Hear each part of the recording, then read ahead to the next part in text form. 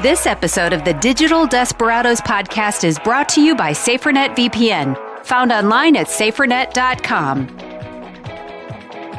Welcome to the Digital Desperadoes podcast featuring dark tales from the web. Hey, Patrick McMurphy back here today to tell us another dark tale, and he's joined by Brad Hawkins, founder and CEO of SaferNet, but he's our color commentary guy. He's always asking those tough questions about who these cyber criminals are. I'm Jim Brangenberg, and I'll serve as your story guide. I'm really just I'm the referee of this whole match. This podcast brought to you by SaferNet, online at safernet.com.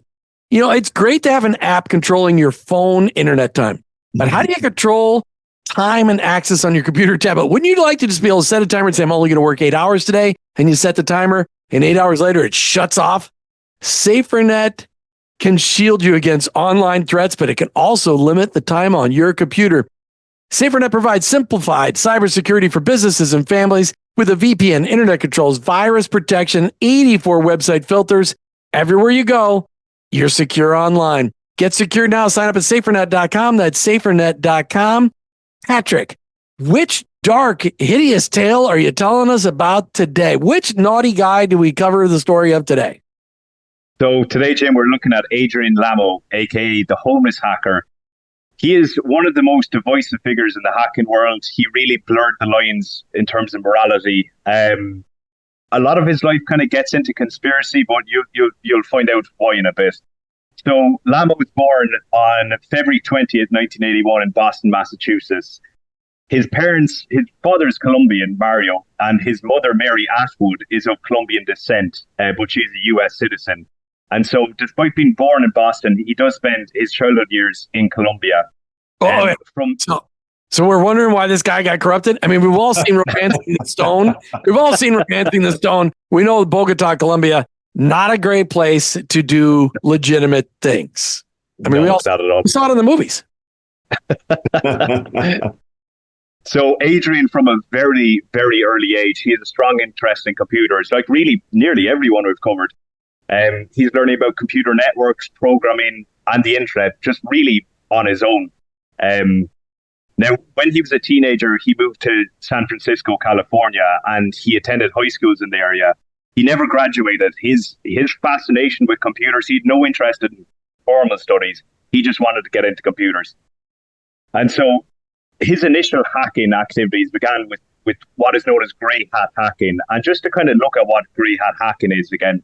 So we have black hat hacking, which is the stereotypical criminal hacker. We have a white hat hacker, who is someone who's with law enforcement. They hack things for law enforcement. They track down other black hat hackers. But right in the dead center, you've grey, and it is what it sounds like.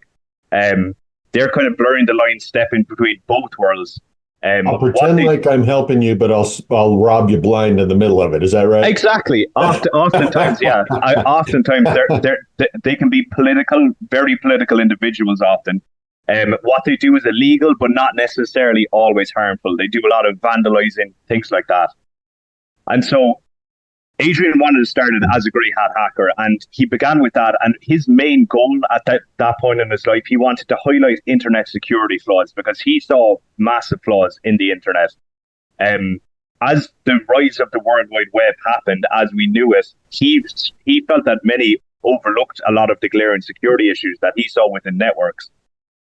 And so what he would do, he began something called non-destructive hacking. So he would break into corporate systems around California, but he would never cause damage to them. What he would do is that he offered to fix security flaws for free. And if the company ignored him, he would alert the media. That was his whole MO at this point. So that's how he made money, is he just basically blackmailed them to... It's not necessarily, because a lot of companies, even today, Microsoft has something called a bug bounty program where people hack Microsoft products, like even things like Excel. And if you find a security flaw and you go to Microsoft, there's rewards up to $50,000. So it can be a legitimate lifestyle. Yeah. But if you're going into corporate networks and doing it, that's definitely illegal. Gotcha.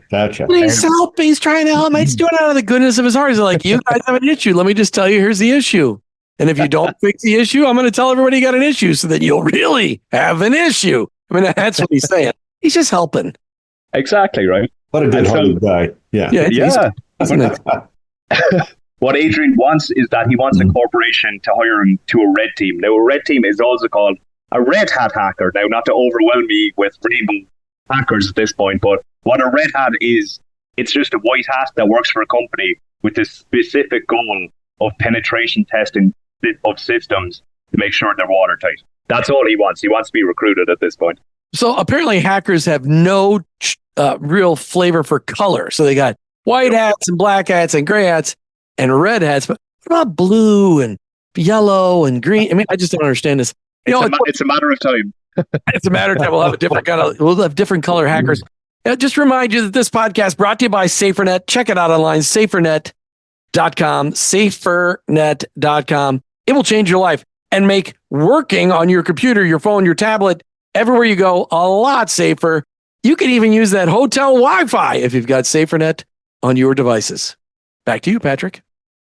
So, Adrian, at this point, moves out of California and he adopts a transient lifestyle and earns the nickname in the hacking community, the homeless hacker, which is where we know him by his moniker. So he travels across the US using buses. He only uses the internet, like public Wi-Fi. Continues hacking this whole time. So he's hacking corporate networks. He's notifying companies of vulnerabilities. Most of them are just getting angry with him because there's not really bug bounties in place as there is now. He attacks Reuters, he attacks Yahoo News, he gets into Microsoft networks, again, all offering to fix security holes or saying that he'll report to the media. And so what happens here with Adrian is that he actually becomes media famous because he starts reporting all these flaws to various news outlets. So he appears, there was a show they made called Hackers Wanted. He's on that. He appeared on Good Morning America. He appeared on NBC. The funniest thing about the NBC but the NBC appearance is that it had to be removed from the airway because during the segment, he hacked the NBC network to show how easy it was to do for him. So they couldn't show it live, or they couldn't show it at all. Shows the vulnerability right in the middle of an on-air conversation. Exactly. Rough stuff. That's hilarious. I just, and the people, was it a Good Morning America? What show was he on in the morning? He was on Good Morning America and some another NBC segment. So, oh my word, that's hilarious! I would have loved to see that episode. We need to find that episode and watch that one. Yeah, absolutely. And so he really gets into people's bad books around February 2002. He got into the New York Times network and he added himself to their expert sources database, which basically allowed him to use their LexisNexis account, which is an account for effectively it's for data analytics. So he could just siphon all their data analytics. So he told New York Times, look, this is how vulnerable you are. I'm an expert source according to your database. New York Times called the cops. There's a warrant issued for his arrest, and he eventually surrenders in September 2003. And so 2004, he pleads guilty to a number of computer crimes. This includes, it's basically just hacking into networks, more or less. But he gets 2 years probation, 6 months of home detention, and a $65,000 restitution. How do you get home detention when you have no home? That's a good question. I have no idea. That's a great question, Brad. I do not know. You're doing the research. I mean, go on. Where was this? Yeah, do you know what? I never noticed that in the research. He has to go live with his mom in their basement. That's wrong. Yeah, he lived on a Greyhound bus for 6 months. Wow, that's so he gets convicted.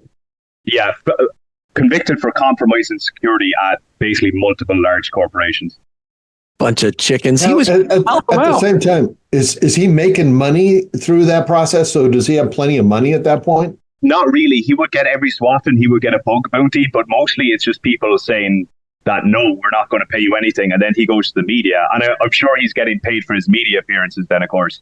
Gotcha. Not by NBC anymore at that point, I assume, but by other networks. For those of you listening, struggling with Patrick's accent, what he's saying is a bug bounty.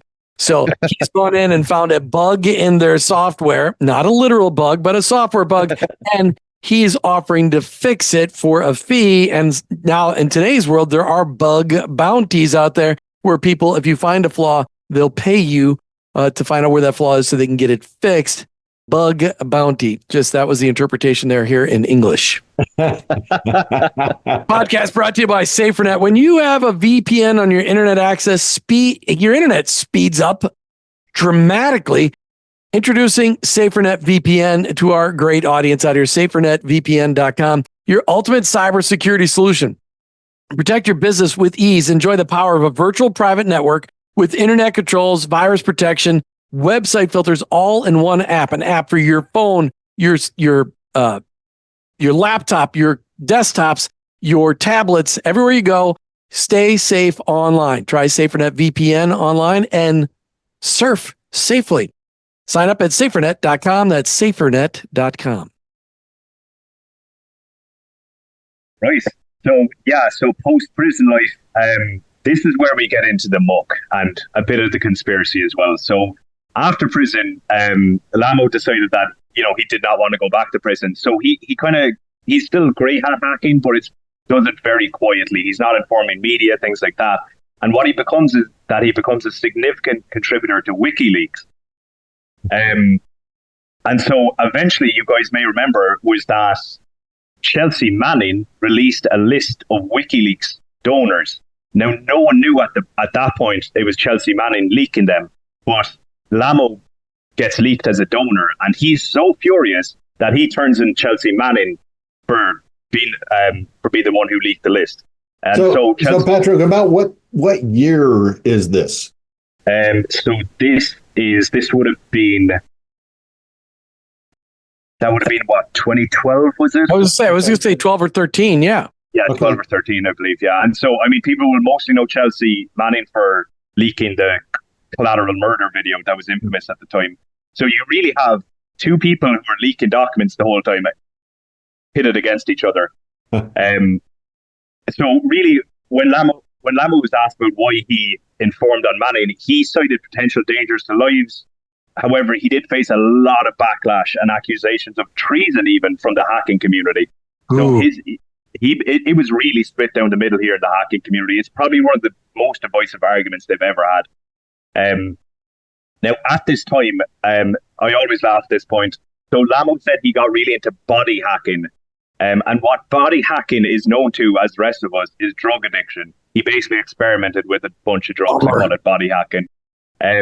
His main one was Kratom, which is kind of known for one of the big drugs that ripped up San Francisco and is still ripping up San Francisco. It's an absolutely poison drug.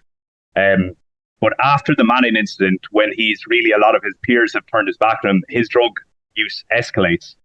And he claims that at this point his life was changed. He went into he had psychiatric help and all this. Now, in my opinion, it was probably the drugs is why he needed psychiatric help. You can't blame the other people at that point. You're taking Kratom, it's going to do something to you. And so March 14th, 2018, in Kansas, he passes away, aged 37. The cause of death is unclear. It's reported as suicide. There's also suggestions of drug abuse. There's a lot of multiple pill bottles found around his body. However, a lot of people in and out of the hacking community don't think it was an accidental death. A lot of people think he was killed by either people in the hacking community or some contacts of Manning. So it's a very, very murky ending for a guy whose life was, I think he started with the right idea, but the more he got into things like WikiLeaks and this spy versus spy, who's the good guy, who's the bad guy, it just went downhill. And of course, the body hacking didn't help at all. Wow. Seems like a very gray life. Very, yes, it was entirely very gray. Yeah, he never knew where he stood. It's just sad. And we don't know, he starts off, with a little bit of Colombian in him. Maybe the Colombian mob took him out because he was, pushing the right kind of drugs. You just never know. But it's just sad, though. I mean, all these people just like the purposeless. He didn't even get a chance to make money working for the FBI. I mean, a lot of our hackers got to make money working for the FBI. He didn't get it done. But I've seen videos of the people in San Francisco on these crazy drugs. And it's like there's zombies walking down the street. They're sitting there. I mean, of course, San Francisco is a hot mess. Yeah, it's absolutely is. And the whole Chelsea Manning thing, that goes in a whole bunch of different directions. We won't go today on today's Digital Desperadoes show. But, Brad, my Windows computer updates security all the time. In fact, it's quite annoying because they update when I'm trying to use my computer and like, hey, you need to do this update all the time. Is it enough? I mean, can Windows stay ahead of all the cybersecurity threats out there, Brad? Oh my gosh, there's absolutely no way Windows or Apple can stay ahead of all the cybersecurity threats. Wait a minute, I thought Macs never got hacked because they were hackless. Yeah, that's one of their wonderful marketing ploys. Yes, now truthfully, they do have one up on Windows because they have a closed network and it is a safer environment. But it is not a safe environment. I mean, you're still at threat by having an Apple as well as a Windows. But yes, it is absolutely not. It's always a good idea to stay up on your updates and you do the proper things that you need to do, but it's not enough. You have to do more than what these platforms just provide. Absolutely. And just for you listeners, in case you're one of those people that says, I know I got an update, but I'm just going to postpone that till tomorrow. I ran into a guy earlier this week. He hadn't done one in 6 months. Windows slows your computer down. If you don't do the update, they just intentionally throttle your computer down until you do the update. Just do the updates. It's for your own good. They're looking at you anyway. They're watching everything you do anyway. You might as well just update it and make it easier for them. But you got to stay ahead of cyber threats, and you need to do it with SaferNet. Businesses seeking top-notch security without complexity, SaferNet is your solution. They've got you covered there. Go online, safernet.com. Patrick, I'm kind of sad about this conversation today. This homeless hacker, it kind of ended sad, and I don't know. I hope the next one you get for it's a little more positive. Yeah, I would say positive. It's fun though. The next one is fun. All right, well, you heard it here. The internet and everything digital has a dark side. Everything digital has a dark side, and so many dark players, but some white players and gray players and red players too. That's what we've learned here today. It's why you need SaferNet by your side with its VPN, its antivirus, its website filters, and so much more. Check them out online, safernet.com. Thanks to SaferNet for supporting our efforts to bring the Digital Desperado podcast to your ears and giving these stories the exposure that they need. And for your own security and the security of those you love and those you work with, only click on the attachments from those that you trust and delete the rest. Or you may become the next victim of a digital desperado. This episode of the Digital Desperadoes podcast is brought to you by SaferNet VPN, found online at safernet.com. We have an app for that? What? An app for cybersecurity for all your devices? Are you a business owner concerned about cybersecurity? SaferNet VPN offers the perfect solution. Protect your company and family with a single app. With our cloud-connected cybersecurity platform, enjoy VPN, internet controls, and virus protection. Stay safe online with SaferNet VPN today. Get secured now. Sign up at safernet.com. That's safernet.com.